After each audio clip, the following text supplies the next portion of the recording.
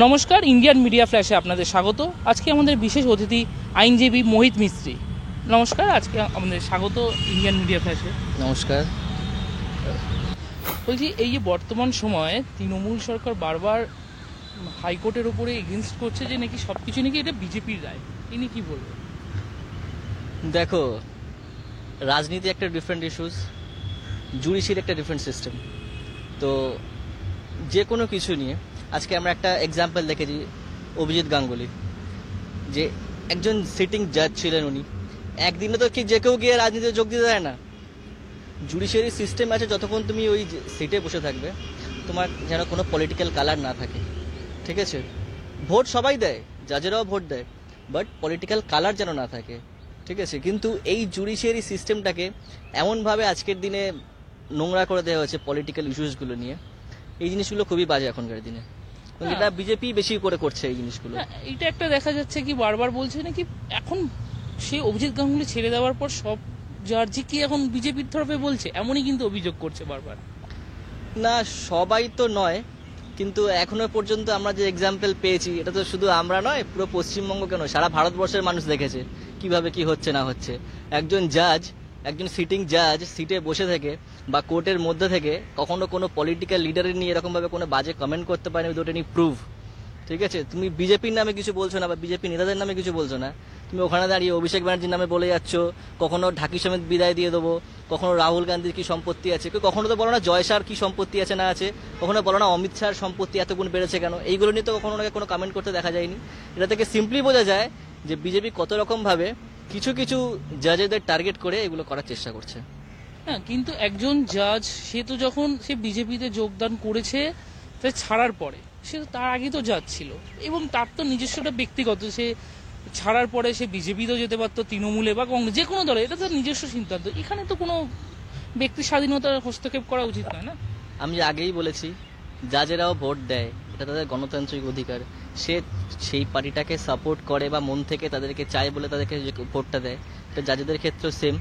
But যখন এই এই জিনিসগুলো করছে, একজন জাজ যখন সিটে বসে বা কোর্ট রুমের মধ্যে বা কোর্ট এরিয়াতে যখন এইগুলো বলছে, তখন এটা পরিষ্কার বোঝা যায় এটা পলিটিক্যালি মোটিভেটেড।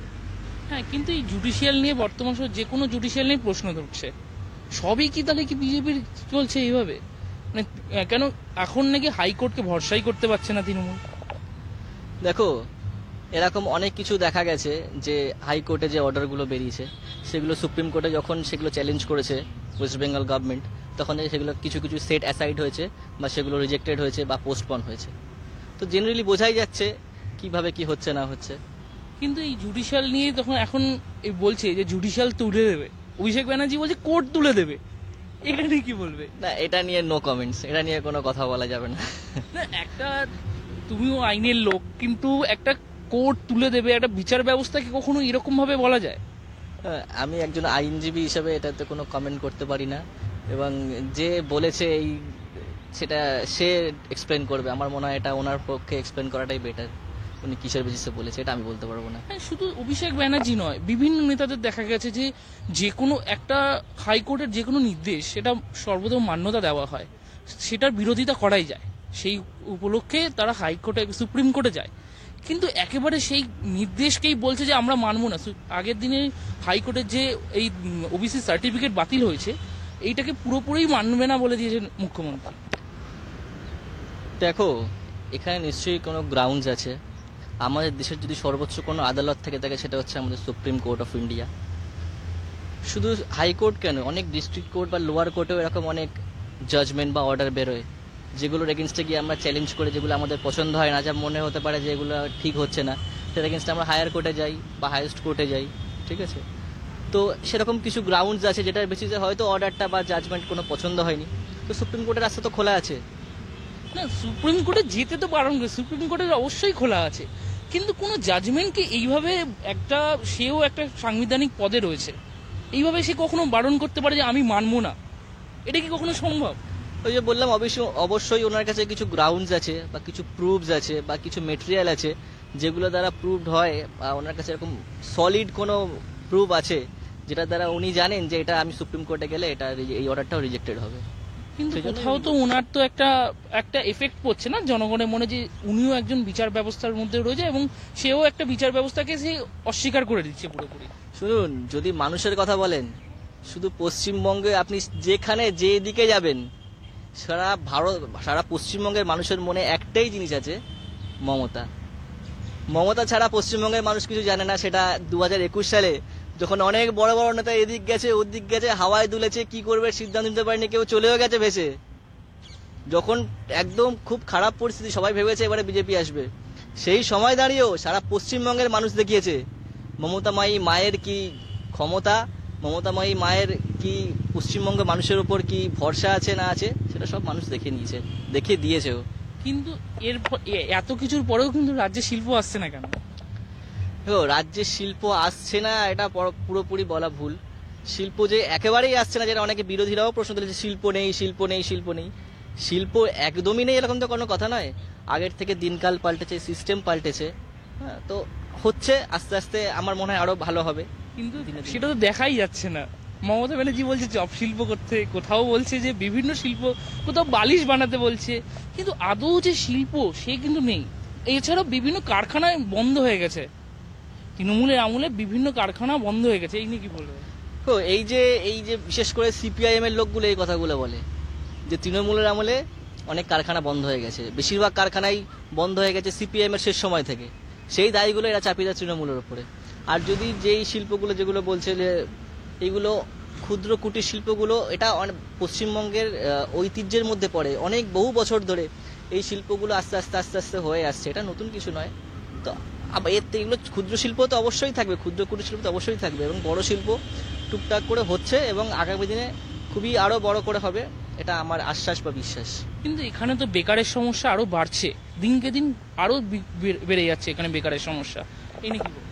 দেখো, বেকারের সমস্যা যদি বলো, আমি যদি লজিক্যালি যাই, একটা সময় ছিল যেখানে বাংলার প্রত্যন্ত গ্রামে গ্রামে মানুষজন চাইতো কি, যে যারা জমিদার শ্রেণীর লোক ছিল, যে তাদেরকে যদি চাকরি করতে বলা হতো বা পড়াশোনা করতে বলা হতো, যে আমার ছেলে চাকরি করবে, চাকর মানে কি, মানে চাকরি মানে কি, চাকরগিরি, এগুলো কেন করবে, বা সেই সময় এতটা শিক্ষার প্রসার সে সময় ছিল না। আজকালকার দিনে দাঁড়িয়ে কি হচ্ছে, গরিব থেকে বড় লোক যে কারোর বাড়িতে কাজও করে, তার চিন্তা ভাবনা এরকম থাকে যে আমি লোকের বাড়ি কাজ করি, কিন্তু আমার বাচ্চারা বা আমার ছেলে মেয়েরা যেন কখনো এই সমস্যার মধ্যে না পড়তে হয়, তারাও যেন পড়াশোনা করে। তো দিনের পর দিন এই যে শিক্ষার প্রসারটা হয়েছে, বিশেষ করে এটা ভালো করে লক্ষ্য করে দেখবে, 2010-11 সালের পর থেকে কিন্তু এতটা শিক্ষার প্রসার হয়েছে। যেরকমভাবে পশ্চিমবঙ্গ সরকারের একের পর এক প্রকল্প, শিক্ষাশ্রী থেকে শুরু করে, একটা স্কুলে যখন একটা বাচ্চা পড়ছে, একদম নার্সারি থেকে শুরু করে একদম ক্লাস 12 পর্যন্ত, তার সমস্ত রকম খরচা, যার সমস্ত রকম দায়িত্ব, স্কুল ব্যাগ থেকে শুরু করে, বই থেকে শুরু করে, পড়াশোনার যাবতীয় জিনিসপত্র, স্কুলে যাওয়ার জন্য সাইকেল, এবং যখন সে মাধ্যমিক বা 12 পাস করছে তখন তাকে ট্যাব বা এরকম দিয়ে তাকে আরো স্মার্টার থেকে স্মার্টেস্ট করে দেওয়ার চিন্তা ভাবনা, এগুলো সারা ভারতবর্ষে কারণ নেই, একমাত্র মমতা ব্যানার্জি ছাড়া এগুলো আর কেউ করে দেখাতে পারেনি। কিন্তু প্রকল্প দিয়ে কি বেকারত্ব মেটানো যাবে? দেখো, বেকারত্ব জিনিসটা কি, তুমি যেটা বলছো, জিনিসপত্রের দাম যেরকম ভাবে বাড়ছে, কিন্তু বেকারত্ব যদি থাকে মানুষ তো সেগুলো কিনছে।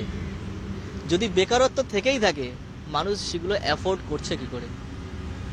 আর বেকারত্ব যদি বলো, ওই যে বললাম এত শিক্ষার প্রসার হয়েছে চারিদিকে, কিন্তু সেই অনুযায়ী যে এত জব ক্রিয়েট করা তো নট পসিবল। তার মধ্যে থেকেও পশ্চিমবঙ্গ সরকার অনেক রকমভাবে চেষ্টা করে যাচ্ছে, যত রকমভাবে বেকারত্ব দূর করা যায়, যোগ্য মানুষদের চাকরি দেওয়া যায়। বরং বিজেপি বা অন্যান্য যারা আছে তারা চক্রান্ত করে যাদের চাকরি কেড়ে নিচ্ছে, সেগুলো যাতে না হয়, বা সেই চাকরিগুলো বহাল রেখেও ভবিষ্যৎ প্রজন্মকে বিভিন্ন চাকরি বা এগুলোর মাধ্যমে তাদেরকে এগিয়ে আনার চেষ্টা চলছে। এখানে দুখানা প্রশ্ন আমি করব।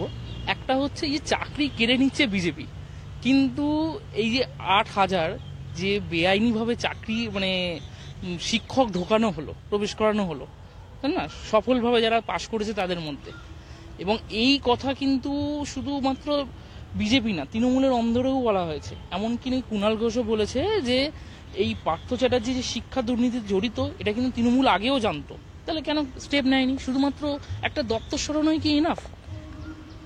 কুণাল ঘোষ যদি কিছু বলে থেকে থাকে, সেটা তার দায়িত্ব। উনি তো পার্টির মুখপাত্র হিসেবে বলেনি, উনি কুণাল ঘোষ হিসেবে বলেছেন, তো এইটার এক্সপ্লেনেশন উনিই দেবেন। আর যেটা চাকরি বাতিল হয়েছে সেটা সুপ্রিম কোর্টে চ্যালেঞ্জ করার পরে কিন্তু ওটা আপাতত পোস্টপন আছে, এটা সবাই জানে। দেখা যাক না আগামী দিনে কি হয়। তৃণমূল বা আমাদের পশ্চিমবঙ্গ সরকার সবসময়ই চেয়েছে যে কখনো কোনো মানুষের যাতে ক্ষতি না হয়। একজন মানুষের চাকরি গেলে তার পুরো পরিবারের দায়ে বা তার পুরো পরিবারের একটা সমস্যা নেমে আসে। তো পশ্চিমবঙ্গ সরকার কখনোই চায় না যে কোনো মানুষের, সাধারণ মানুষ হোক, মধ্যবিত্ত হোক, গরিব হোক, বড়লোক হোক, যেই হোক না কেন, কখনো কারোকে কোনো সমস্যার সম্মুখীন হতে না হয়। হ্যাঁ, নিশ্চয়ই তো শিক্ষার দুর্নীতিতে জড়িত আছে তৃণমূলের, নাহলে এত মন্ত্রী জেলে রয়েছে এবং বিভিন্ন তৃণমূলের নেতারা, যুব নেতা জেলে রয়েছে, বিধায়ক জেলে ছিল, এবং এই নিয়ে কি বলবো? না নিশ্চয়ই, নাহলে কোথা থেকে হবে? তৃণমূল তো জেলে নিশ্চয়ই দুর্নীতিতে জড়িত, না হলে তো জেলে থাকবে না, নাহলে তো প্রুফ দিয়ে তো এতদিনে বেরিয়ে যেতে পারতো চ্যাটার্জি। আজকে 30 তারিখ, তো এর উত্তরটা 4 তারিখে মানুষ পেয়ে যাবে। ঠিক আছে, এই উত্তরটা মানুষ 4 তারিখে পেয়ে যাবে, কারণ এরপরে বিজেপি সরকার আর থাকবে না। শুধু তৃণমূল কেন, পুরো সারা ভারতবর্ষে দেখবে যত বিরোধী দলগুলো আছে তাদের নেতারাই বা তাদের কর্মীরাই শুধু দোষী। তারাই যখন বিজেপি তাদেরকে দোষী বলছে, বিজেপি তাদেরকে টার্গেট করছে, ঠিক তারা যখন দল চেঞ্জ করে বিজেপিতে যাচ্ছে, একদম পুরো ওয়াশিং মেশিনে একদম পুরো 180 ডিগ্রি কি করবে, 360 ঘুরে ওরা একদম পুরো একদম শুদ্ধ হয়ে বিজেপিতে ঢুকে যাচ্ছে। তখন তাদের এগেনস্টে কোনো অ্যালিগেশন নেই, তখন তাদের এগেনস্টে কোনো করাপশনের ব্যাপার নেই, কোনো কিছু নেই। ঠিক যেমন আমরা একটা সিম্পল এক্সাম্পল আমরা দেখেছি, একজন বিজেপির বিরাট বড় নেতা এখন হয়ে গেছে, তিনি সারাক্ষণ চোর চোর চোর চোর এটা বলে, কিন্তু তাকেই টাকা মুড়ে, কাগজে মুড়ে টাকা নিতে দেখা গেছে। আজকে তাকে কেন বলা হচ্ছে না, বিজেপি তাকে কেন চোর বলছে না? সেই তো প্রথম চোর, বিজেপি তাকে কেন বলছে না চোর? হ্যাঁ, শুধু তো সে নয়, এবং এর সাথে সাথেও বিভিন্ন কিন্তু এখনো পর্যন্ত তৃণমূলের বর্তমান মন্ত্রী ও জড়িত, তাকেও কিন্তু দেখা গেছিল, সাংসদও ছিল, তাকেও দেখা গেছিল, তাহলে তারাও তো জড়িত ওর সাথে। তারা জড়িত, আমি তর্কের খাতিরে মেনে নিলাম, এবং এই ম্যাটারটা কোর্টে চলছে, এই নিয়ে কোনো কমেন্ট করা জেনারেলি যায় না। কিন্তু এটুকু তো বলা যেতে পারে, একটা ম্যাটারে যখন এফআইআর নেমড 5 জন আছে, তুমি যখন 4 জনকে অ্যারেস্ট করছো, একজন বিজেপি থেকে মাঝখানে বিজেপি থেকে ছেড়ে দিয়েছে বলে তাকেও অ্যারেস্ট করছো, আর যে বিজেপিতে আছে তুমি তখন তাকে কিছু বলছো না, সে দিব্যি চারিদিকে ঘুরে বেড়াচ্ছে, তুমি টিএমসি বা ওয়েস্ট বেঙ্গল গভর্নমেন্টের মিনিস্টারদেরকে তুলে নিচ্ছ। আর সেই সাথে যাদেরকে টাকা নিতে দেখা গেছে তাদের মধ্যে একজনকে তুমি কিভাবে হাওয়ায় ঘুরতে দিচ্ছ, এটা কিভাবে এক্সপ্লেন করবে? কিন্তু যারা তৃণমূলের, তার মানে তো তারা দোষী এক প্রকার তো তারা দোষীর মধ্যেই পড়ছে, কারণ তারা তো এখনো পর্যন্ত নিশ্চয়ই, যদি প্রুফ আমাকে যদি প্রুফ থাকতো আমি তো নিশ্চয়ই প্রুফ ফেলতাম। এখনো পর্যন্ত সে কিন্তু জেলে। দেখো, দোষী কি দোষী না সেটা তো কোর্ট ম্যাটার, ওটা কোর্ট বলবে সে দোষী কি দোষী না। কিন্তু একটা সিম্পল ম্যাটার, এফআইআর নেম যখন 5 জন আছে বা 6 জন আছে বা 4 জন আছে, আমরা সবাইকে ধরছি একজনকে বাদ দিয়ে, এটা কি ইনভেস্টিগেশন হচ্ছে? এটা তো এক্সপ্লেন করা উচিত, সিবিআই বা ইডিকেও তো এটা এক্সপ্লেন করা উচিত, এটা কি ইনভেস্টিগেশন হচ্ছে। শুধুমাত্র কিন্তু শিক্ষা দুর্নীতি নয়, রেশন দুর্নীতিতেও মন্ত্রী জেলে গেছে, কয়লা দুর্নীতি, গরু পাচার, একাধিক কেসে কিন্তু তৃণমূল নেতারা জেলে, যেমন অনুব্রত মণ্ডল, জ্যোতিপ্রিয় মল্লিক, এগুলো কি বলবো যে একাধিক, শুধু তো একটা নয়, একাধিক অভিযোগ তৃণমূলের, এবং সেখানে বড় বড় নেতারা, একটা জেলা অনুব্রত মণ্ডল শুধু জেলা সভাপতি বড় হলেও সে কিন্তু একটা বড় স্তর ওখানে রাখতো বীরভূম এলাকার, শুধু এবং এদিকে জ্যোতিপ্রিয় মল্লিক, সেও একটা মন্ত্রী ছিল, তাকে যেই আবার পরেও তাকে সরানো হলো খাদ্য দপ্তর থেকে, এখানেও কি সেই একই রকম ভাবে সরানো হলো? সে দুর্নীতি জানতো আগে তৃণমূল। এইটার আনসার আমি একটু আগেই দিয়েছি, যে এইটার আনসার মানুষ 4 তারিখের পরে সব পেয়ে যাবে। এই যে বিরোধী দলগুলোকে যেরকম ভাবে শেষ করে দেওয়ার চেষ্টা করছে বিজেপি, হ্যাঁ, এই যে জ্যোতিপ্রিয় মল্লিক যদি বিজেপিতে চলে যেত, আজকে কিন্তু ওনাকে অ্যারেস্ট করতো না, সিবিআই ওকে কিচ্ছু করতো না, ওর নামে কোনো এফআইআর হতো না, চার্জশিট হতো না, কোনো স্টেপ নিত না, কিছু করতো না। ঠিক যেমনভাবে একজন ঘুরে বেড়াচ্ছে সবাই দেখতে পাচ্ছে, তো এরকমই হতো। তো 4 তারিখের পরে বিজেপি সরকারটা থাকবে না, তো বিরোধী দলগুলোর এগেনস্টে যে কনস্পিরেসি চলছে সেগুলো বন্ধ হয়ে যাবে, আর কোর্ট ম্যাটার তো একদিন সব সামনে এসে যাবে। আচ্ছা, এই যে এরপরেও যে এই রিসেন্টলি যে প্রায় 50 লাখে ওবিসি যে সার্টিফিকেট বাতিল হলো, তো বলছে যে তৃণমূলের আমলে, মানে ঠিক 2010-এর পর থেকেই ম্যাক্সিমাম সব ভুয়ো সার্টিফিকেট, এর আগে হয়নি, মানে এত ভুয়ো সার্টিফিকেট, এর এগেন্সে কি বলবে যে একটা এত ভুয়ো সার্টিফিকেট কিভাবে, কেন? এবং বিভিন্ন শিক্ষার্থী রয়েছে, বিভিন্ন চাকরি রয়েছে, তাদের কত প্রবলেমে পড়তে হবে তো এবার। দেখো, 2010 সালের পর থেকে যা সার্টিফিকেট আছে সেগুলোকে 2010 এবং তারপর থেকে যে সার্টিফিকেটগুলো আছে সেগুলোকে রিজেক্ট করা হয়েছে। তো ওয়েস্ট বেঙ্গল গভর্নমেন্ট এসে 2011 সাল থেকে এই কাজটা কিন্তু শুরু করে গেছে সিপিআইএম, এবং তারপরেও যদি আমি মেনে নিই এই সব কিছু, ওয়েস্ট বেঙ্গল গভর্নমেন্ট আগামী দিনে সুপ্রিম কোর্টে যাচ্ছে। তো এইগুলো ওখানে দেখবে অর্ডার চেঞ্জ হয়ে গেছে। নিশ্চয়ই ওয়েস্ট বেঙ্গল গভর্নমেন্টের কাছে সেরকম স্ট্রং কিছু এভিডেন্স আছে যেটার উপরে বেস করে তারা এত স্ট্রংলি বলতে পারছে। না, তার মানে কি সিপিএম শুরু করে গেছে আর তৃণমূল সেটাকে কন্টিনিউ করছে? না না, নট দ্যাট, আমি কিন্তু সেটা বলিনি। এই যে আমি এটা বললাম কেন সিপিএম এর এগেন্সে, কারণ সিপিআইএম এটা বলে বেড়াচ্ছে যে এটা টিএমসি করেছে, টিএমসি করেছে। তো যদি এটা হয়, যদি এটা তারা কাদা লাগানোর চেষ্টা করে টিএমসিকে, তো কিছুটা কাদা হলেও তাদের গায়ে লাগবে। কিন্তু আবারও বলছি, অবভিয়াসলি টিএমসি গভর্নমেন্ট বা ওয়েস্ট বেঙ্গল গভর্নমেন্টের কাছে সেরকম কিছু স্ট্রং এভিডেন্স আছে যেটার দ্বারা সেটা বলতে পারছে যে না, এগুলো রিজেক্টেড হওয়ার কথা নয়, এবং আগামী দিনে তারা সুপ্রিম কোর্টে দেখবেন এর থেকে আরো ভালো অর্ডার পেয়ে ওগুলো কোনো। সন্দেশখালী ইস্যুটি কি বলবে, যে বিভিন্ন অভিযোগ সন্দেশখালী ইস্যু তো যে পুরোপুরি ফেক ঘটনা, এটা তো almost proved, it has been almost proved. প্রথম দিন থেকে আমি বলে গেছিলাম এটা, যে সবাই এরকম চিল্লাচ্ছে সন্দেশখালী সন্দেশখালী সন্দেশখালী। আজকের সন্দেশখালী এরিয়াটা হাতরাস, উন্নাও এগুলোর থেকে তো অনেক ডেভেলপড এরিয়া। তো হাতরাস, উন্নাও এগুলোতে যদি একটা ঘটনা ঘটে, সেটা যদি সারা ভারতবর্ষ দাদা এরকম এতটা ওয়ার্ল্ড ওয়াইড এগুলো স্প্রেড হয়ে যায়, তো সন্দেশখালী থেকে এত বছরের পর বছর যখন ওখানে দিনের পর দিন, বছরের পর বছর এরকম ইনসিডেন্ট হচ্ছে, তো এত হাজার হাজার মহিলা, তার মধ্যে থেকে 100 জন বেরালো না, 30 জন বেরালো না, একজন কেউ বেরোলো না যে ফেসবুকে পোস্ট করতে পারবে। আজকের কলকাতার বুকে যেটা কুকুর মরে যায়, তুমি একটা ফেসবুক করে একটা পোস্ট করে দেবে, ছবি তুলে পোস্ট করে দেবে, দেখবে এটা চারিদিকে এত ভাইরাল হয়ে গেছে। আর ওখানকার মহিলাদের যদি দিনের পর দিন এত অত্যাচার করা হয়, তো একজন কেউ সাহসী মহিলা বা একটা সাহসী পুরুষ বেরোনো যে একটা পোস্ট করতে পারবে? শুধু তাই নয়, ওখানে কিন্তু বিভিন্ন অভিযোগ আছে, যে জমি দখলের অভিযোগও, এবং সেটা কিন্তু আবার মমতা সরকার ফিরিয়েও দিয়েছে। তার মানে কি জমি দখল কি সত্যি তার মানে শেখ শাহজাহান করছিল? তো জমি দখলের যে অভিযোগগুলো উঠেছে, West Bengal government as soon as possible সেটাগুলোকে টেক কেয়ার করেছে, এটার এগেন্সে স্টেপ নিয়েছে, এবং যাদের জমি যাওয়া হয়েছে ওয়েস্ট বেঙ্গল গভর্নমেন্ট, মমতা ব্যানার্জি কিন্তু সেগুলো তাদেরকে ফেরত দিয়েছে, এবং যারা এগুলো করেছে তাদের এগেন্সটেও কিন্তু স্টেপ নিয়েছে। কিন্তু এতদিন মানে পরে কেন এটা সামনে আসার পরেই কেন? শেখ শাহজাহান তো বড় নেতা, বিভিন্ন তাদেরকে সাপোর্ট করতো এবং বড় লিডাররাও কোনো সাপোর্ট করতো, কিন্তু যখন এই কেসটা ওঠার পরেই বা কেন এতদিন কেন চুপ ছিল সরকার? সরকার কি মানে যখন সামনে আসে তখনই স্টেপ নেয়, নাকি আগে থেকে কোনো ব্যবস্থা করে না দলের নেতাদের? ওয়েস্ট বেঙ্গলটা তো একটুখানি এরিয়া নয়, এটা তো অনেক বড় এরিয়া।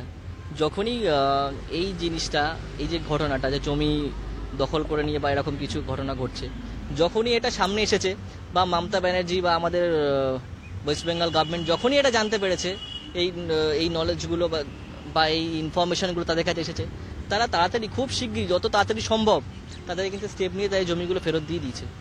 এইটা কি মানে কোনো ঘটনা চাপা দেওয়ার জন্য কি তাড়াতাড়ি করে ফেরত দিল? না দেখো, আমি তোমাকে আগেই বলেছি, বিজেপি ওখানে গিয়ে এলাকা উত্তপ্ত করার চেষ্টা করেছে। আজকে ওখানকার মহিলারা বলেছে, এটা আমি, তুমি বা আশেপাশের কেউ বলেনি, ওখানকার মহিলারাই বলেছে তাদেরকে টাকা দিয়ে কিছু না জানিয়ে ফলস কমপ্লেন করা হচ্ছে তাদের এগেনস্টে। এবং কেন এটাকে সিবিআইডিতে দেওয়া হয়েছে, এটা পরিষ্কার, তুমি বুঝতেই পারছো কেন এটা সিবিআই এবং ইডিকে এটাকে ইনভেস্টিগেট করতে দেওয়া হয়েছে। এটা পরিষ্কার হয়ে গেছে, কারণ এটা পুরোপুরি ফলস। যেরকম ভাবে অন্যান্য ম্যাটারগুলো ফলস, সিবিআই ইডিকে ইনভেস্টিগেট করতে দেওয়া হয়েছে, ঠিক সেরকম সন্দেশখালীতে এই মহিলাদের উপর যে অত্যাচারগুলো হয়েছে, যেরকম ভাবে ওরা করেছে, এটা পুরোপুরি, আমার মতে বলে এটা পুরোপুরি ফলস। এবং ওখানকার মহিলারাই বলেছে উইথ প্রপার প্রুফ যে আমরা জানি না, শুনি না, আমাদেরকে দিয়ে এরকম সাদা কাগজে সই করে নিয়েছে, কমপ্লেন করতে বলেছে। কিছুদিন আগে আমরা দেখলাম হাইকোর্টে একজন ছুটলো বেল নেওয়ার জন্য। হাইকোর্টও তো এত বোকা নয়, যারা সিটিং জাজ তারা তো অত বোকা নয়, তারাও ইনসিডেন্ট গুলো জানে, কোথায় কি হয় না হয়। হ্যাঁ, তারা মুখ দেখলে ওনারাও বুঝতে পারেন। উনি দেখে সব ইনসিডেন্ট ওখানে দেখে তাকেই কাস্টডিতে নিয়ে দিয়েছিল সেদিন। কিন্তু একটা জিনিস, কিন্তু সন্দেশখালীতে একটা খুব ম্যাটার, যে ওখানে যে অত্যাচার হতো সব নাকি বলছে মিথ্যে, কিন্তু কিছু তো সত্যি ঘটনা থাকবেই ওখানে। জমি দখল তো এমনি এমনি হয়নি, এতদিন ধরে সরকার চুপ ছিল, সরকার কিছু বললো না, সেটাই তো প্রশ্ন। কেন একটা গভর্নমেন্ট, একটা যতই হোক গভর্নমেন্ট, পশ্চিমবঙ্গ অনেক বড় সেটা জানি, কিন্তু তাই বলে কি একটা গভর্নমেন্ট একটা ওখানে চুপচাপ থাকবে? মানে বহুদিন ধরে কিন্তু ওখানে জমি দখল হচ্ছিল। দেখো, এটা সত্যি ঘটনা মিথ্যে ঘটনা এটা তো অলমোস্ট সবার সামনে এসেই গেছে। আমরা একের পর এক স্টিং অপারেশনে দেখেছি কি ভিডিও বেরিয়ে এসেছে, একের পর এক ভাইরাল ভিডিও। এবং এগুলো তো ফেক নয়, এগুলো যদি ফেক হতো বিজেপি তাহলে এটার এগেনস্টে যেত, মামলা করতে যেত। এবং বিজেপি এখনো পর্যন্ত সেগুলো এগেনস্টে মামলা করতে যায়নি। আর এগুলো ফেক কি রিয়েল সেটা তো ওখানকার মানুষজন জানে। আগামী 4 তারিখ তো আসছে, দেখুন না হাজী নুরুল ইসলাম ওখানে কলাক ভোটে যেতে, আর রেখা পাত্রকে খুঁজে পাওয়া যায় কিনা ওখানে একটু দেখে নেবেন 4 তারিখের পরে। এই যে কিন্তু এই যে ভোটের আগেও দেখা গেছে যখনই ইডি বা সিবিআই ওখানে তদন্তে গেছে তাদের উপরে হামলা, শুধুমাত্র সন্দেশখালী নয়, বিভিন্ন জায়গায় যখন গেছে তৃণমূল কর্মীরা ওখানে হামলা করেছে। কি করবে, তারা একটা কেন্দ্রীয় তদন্তকারী সংস্থা, তারা তো ইনভেস্টিগেট করতে আসবেই, অবশ্যই তাদের আশা এবং অধিকার রয়েছে। কিন্তু তাদের উপর হামলা এই যে তৃণমূল করাচ্ছে বা তৃণমূলের লোকেরা করছে এমন অভিযোগ, এটা নিয়ে কি বলবে?